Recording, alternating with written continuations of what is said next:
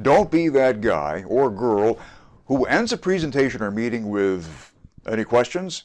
When you do that, you're leading with your chin, or strictly speaking, ending with your chin, because generally one of two things happens. You get crickets.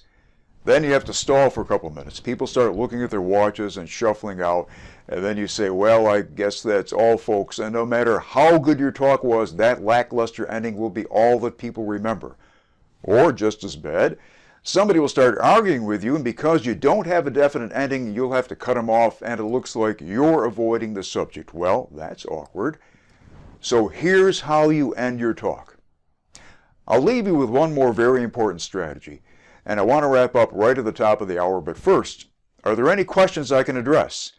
If there are no questions, fine. Back to your scripted ending right away. You've obviously done a very complete job.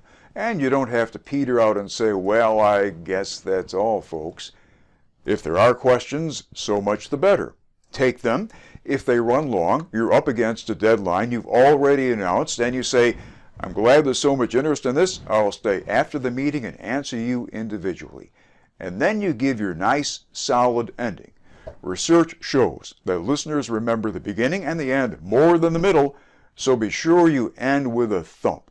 I'll tell you how to do that in a second. But first, if you have any questions or comments, be sure to enter them below. I read every one of them. So, at the end, just come up with something you want them to remember and leave it at that. I'll end this segment by reminding you that the secret of speaking and presenting is to leave them wanting more. Not bad.